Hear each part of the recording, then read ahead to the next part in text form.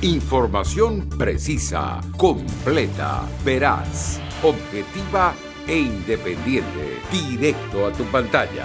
Radio Caracas Radio presenta Voz de América.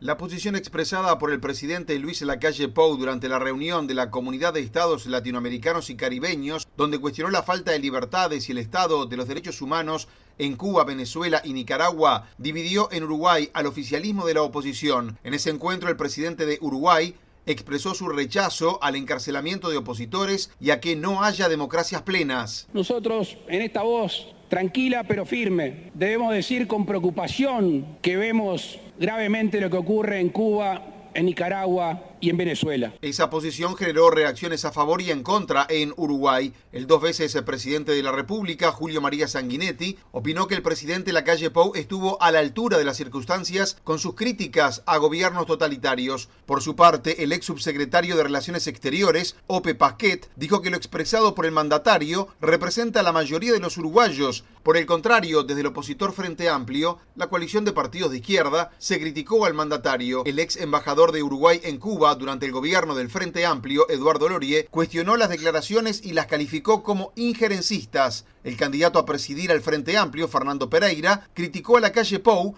y opinó que deberían revisarse los derechos humanos en otros países como Colombia, donde gobierna la derecha. Generó una tensión desde mi punto de vista innecesaria con Cuba, Nicaragua y Venezuela. El domingo una veintena de cubanos residentes en Uruguay se movilizaron frente a la sede del gobierno para expresar su agradecimiento al presidente Lacalle Pou. Leonardo Luzzi, Voz de América, Montevideo. La crisis por la falta de empleo se agravó en Ecuador con la pandemia. En 2020, más de 500.000 personas fueron despedidas de sus trabajos, lo que complicó la situación económica e hizo que pusieran sus ojos en los Estados Unidos. Los traficantes de personas vieron la oportunidad de ganar dinero ofreciendo viajes seguros vía México, aprovechando que ese país no solicitaba visa desde hacía un año para los ecuatorianos. Diariamente partían en vuelos charter aviones con 300 pasajeros desde el aeropuerto de la ciudad de Latacunga, ubicada a 108 kilómetros de la capital. Luis Mainato fue uno de ellos. Gladys, su hermana, expresa: Mi hermano no sé si estará vivo o estará muerto. La ruta marcada por los coyoteros es Ecuador-México, llegando a Cancún, luego Monterrey, Piedras Negras, Río Bravo y la supuesta llegada a Eagle Pass en Texas. Por este viaje cobran $15,000 y si van niños no acompañados deben pagar hasta $20,000. Cifras no oficiales mencionan que al mes cerca de 18,000 ecuatorianos dejan el país rumbo a los Estados Unidos y no retornan. William Murillo de la ONG 1-800 Migrante en Nueva York da un número estimado de los últimos 4 meses. Son ya cerca de 54.300 los ecuatorianos que han sido detenidos, expulsados o deportados en las fronteras. Según 1-800 Migrante, el año podría cerrar con más de 90,000 ecuatorianos deportados desde los Estados Unidos, una cifra significativamente mayor a la del año 2020 que llegó a 12,000. En las últimas horas, Guatemala decidió poner visa a los ecuatorianos para evitar el paso irregular por su país hacia México. Giselle Jacome, Voz de América, Quito. Hoy es el segundo día en esta semana en que los nicaragüenses acuden a los centros de vacunación para recibir la inmunización contra el COVID-19 y es que ahora alcanza a las personas mayores de 30 años y haciendo largas filas que incluso son de hasta 24 horas y en medio de aglomeraciones esperan conseguir su objetivo de recibir la vacuna AstraZeneca para protegerse contra esta pandemia que continúa provocando la muerte de muchas personas mientras muchos más están abarrotando los hospitales. Nicaragua no tiene ni el 4% de su población con el esquema completo de inmunización y el gobierno sigue dependiendo de donaciones, la mayoría canalizadas a través del mecanismo COVAX de la Organización Panamericana de la Salud. En Managua, los portones del hospital Manolo Morales Peralta se abarrotaron de personas en busca de recibir sus primeras dosis. Marta Morales llegó hasta el puesto médico lista para esperar las horas necesarias. Una sombría, picnic y pues ahí vamos haciendo fila. El epidemiólogo Leonel Argüello dijo a La Voz de América que que los datos sobre fallecimientos por COVID-19 registrados por el Independiente Observatorio Ciudadano, que oscilan entre 190 a 200 personas por semana, solo reflejan el 50% de lo que realmente sucede en el país, por lo que estimó que en Nicaragua fácilmente fallecen entre 300 y 350 personas por semana, a la vez que recalcó que el gobierno no está aprovechando la experiencia del país en jornadas de vacunación. Recordemos que el problema de una jornada de vacunación de la COVID-19 es que la primera regla es que tenés que mantener el distanciamiento físico entre personas, o sea, está convirtiendo el centro de vacunación en un centro de contagio. En tanto, el número de personas que se contagian, se hospitalizan y mueren aumenta cada día. Daliana Ocaña, Voz de América, Nicaragua.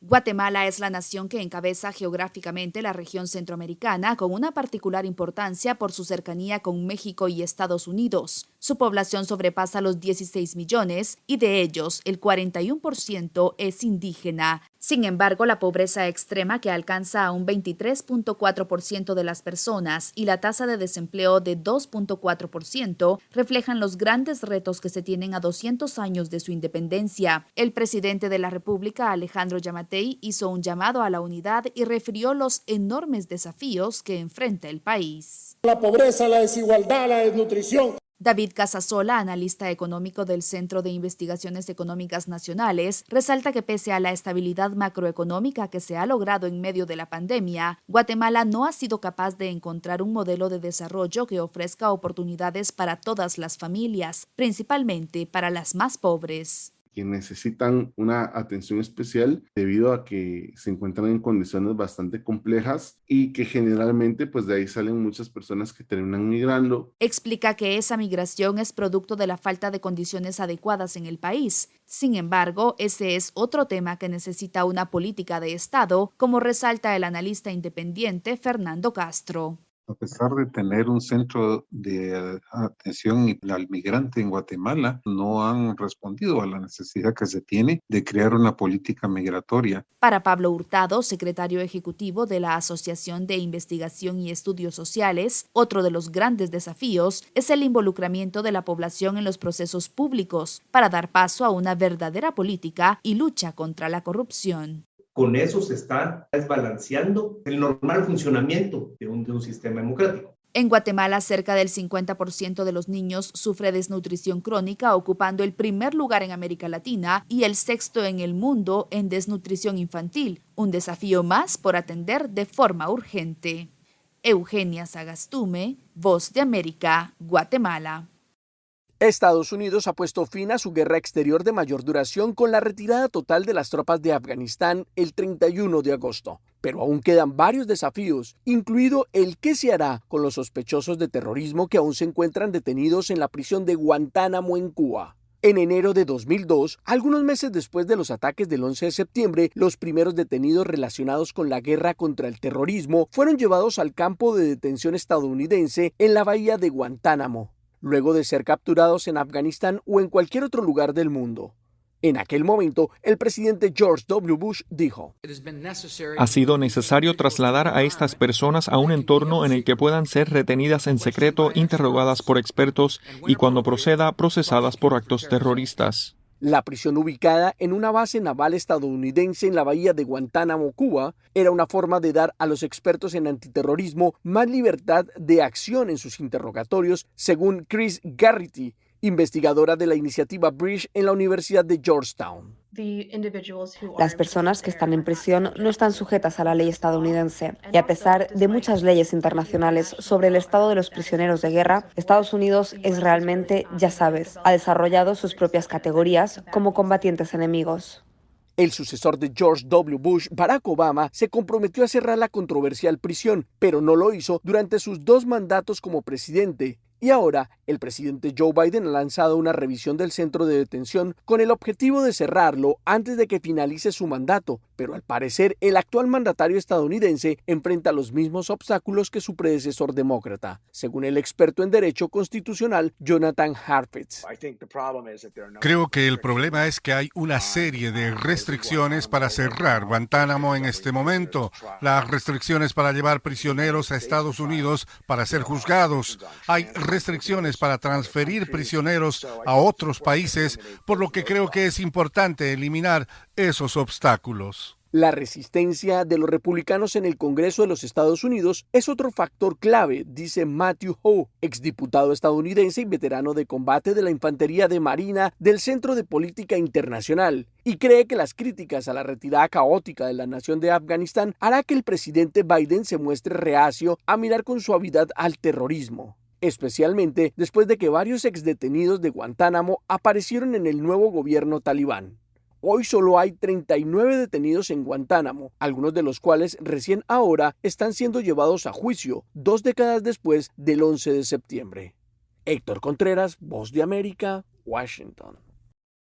Este martes se abrirán los discursos en la Asamblea General de las Naciones Unidas, en la que están participando más de 100 líderes mundiales de forma presencial. Abrirá a las 9 de la mañana, hora local de Nueva York, la sesión número 76. El presidente de Brasil, Jair Bolsonaro, seguido del presidente de los Estados Unidos, Joe Biden, quien llegó la tarde del lunes y se encontró con el secretario general de las Naciones Unidas, Antonio Guterres. Durante esta conversación que tuvieron fuera de la sede de Naciones Unidas, el secretario general aseguró que estaba dispuesto a seguir trabajando con Estados Unidos y reafirmar los compromisos de multilateralismo en los que ellos creen que puede haber más efectividad para cambiar los problemas dramáticos que enfrenta el planeta. Al mismo tiempo, explicó que las Naciones Unidas está trabajando de la mano con los Estados Unidos, los cuales están comprometidos a los derechos humanos, el compromiso a mantener la paz y seguridad del mundo, así como la cooperación para el desarrollo. Esto que ha sido enfatizado por la embajadora de los Estados Unidos ante Naciones Unidas, Linda Thomas-Greenfield, quien habló acerca de la prioridad del cambio climático en la agenda del presidente Joe Biden, la vacunación contra el COVID-19, que el secretario general insiste debería ser de un 70% a nivel mundial para mediados del próximo año. Mientras tanto, también hablaron acerca de los retos que se enfrentan en medio de la búsqueda para hacer cambios concretos antes de la cumbre del cambio climático en Glasgow, Escocia, para finales de octubre, principios de noviembre. Durante la sesión de este martes, también se esperan los discursos en persona del presidente de Colombia, Iván Duque, el presidente de Costa Rica, el presidente de Ecuador, así como el de Perú. Chile estaría entregando su discurso de manera virtual. Informó Celia Mendoza de La Voz de América desde Naciones Unidas.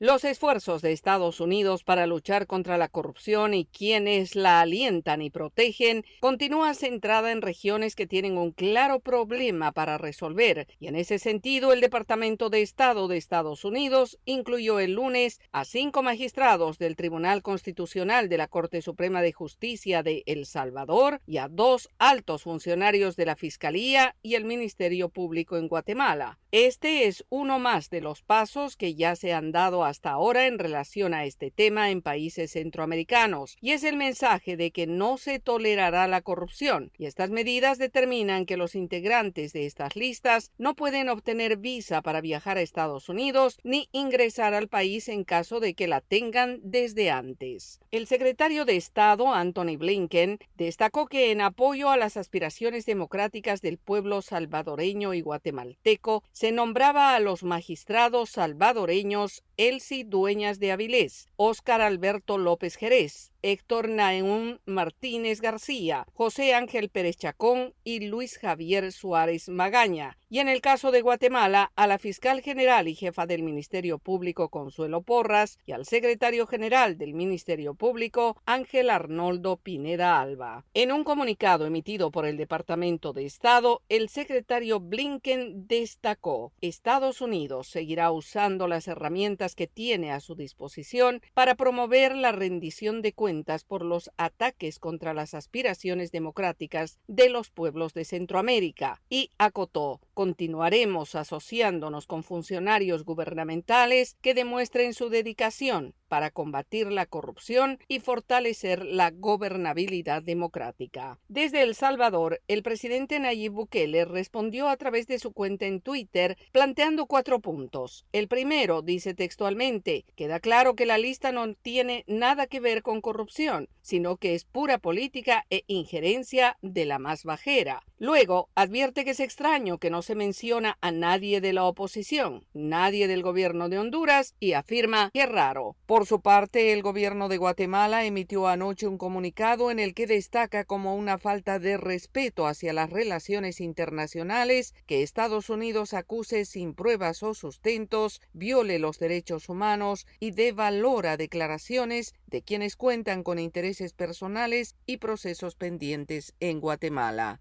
Por su parte, el exfiscal anticorrupción en Guatemala, Juan Francisco Sandoval, destituido por Porras, dijo a través de su cuenta en Twitter: obstruir las investigaciones de casos de corrupción, amenazar a la prensa independiente y a la sociedad civil, así como la criminalización de los operadores de justicia que luchan contra la corrupción e impunidad, empieza a tener consecuencias. Yoconda Tapia, Voz de América, Washington.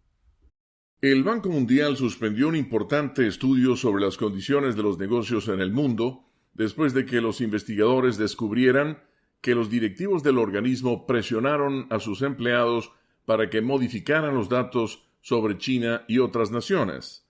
Según la agencia AP, la entidad financiera suspenderá el informe Hacer Negocios tras una investigación generada por denuncias internas de irregularidades en los datos en sus ediciones de 2018 y 2020 y posibles asuntos éticos que involucran al personal del banco.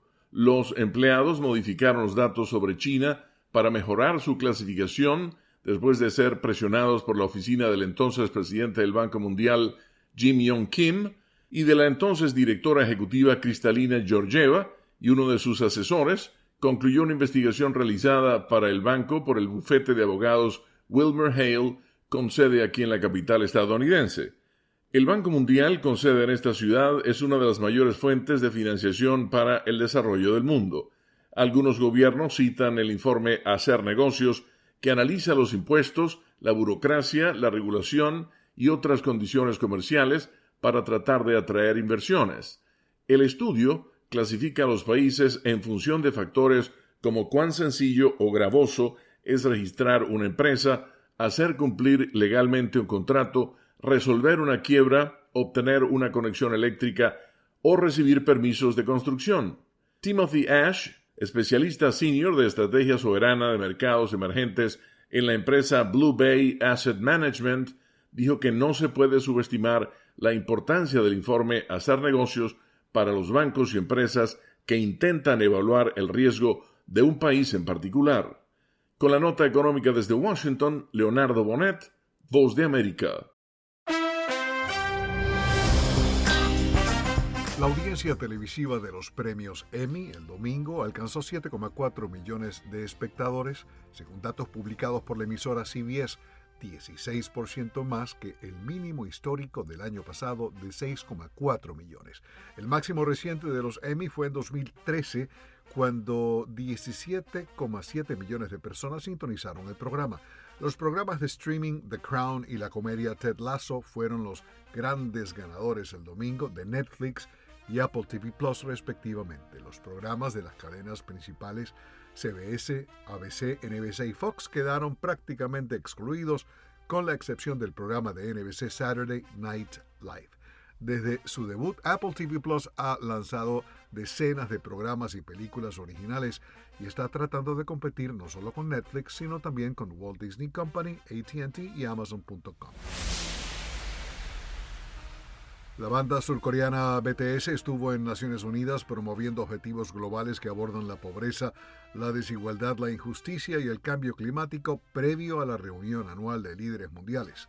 El grupo de 7 miembros filmó un video musical de su canción Permission to Dance en la sede del Organismo Mundial en Nueva York durante el fin de semana, bailando en el salón de la Asamblea General. BTS, cuyos miembros dijeron estar completamente vacunados contra el COVID-19, también apareció en persona en el evento en la Asamblea General. BTS son los enviados presidenciales especiales de la ONU para las generaciones futuras y la cultura. Nos vamos ahora a 1969. Los Archies conquistan la cima del Hot 100 con Sugar Sugar. El grupo de estudio fue creado por Don Kirshner, basado en la serie de dibujos animados. La voz principal es de Ron Dante, también la voz de los Cufflinks, y además coproductor de varios éxitos de Barry Manilow. 1986, Huey Lewis and the News llegan al primer lugar de las 100 calientes con Stuck With You. El sencillo también se ubicó en el número 1 de la lista adulto contemporáneo, y en 2014, Meghan Trainor alcanzó la cima de las listas Hot 100, adulto Top 40, adulto contemporáneo y Mainstream Top 40 con All About That Bass. La canción fue número 1 en otros 20 países y obtuvo postulaciones al premio Grammy para Grabación del Año y Canción del Año. En 2015, Meghan Trainor recibió Grammy a Mejor Artista Nuevo. Alejandro Escalona, Voz de América.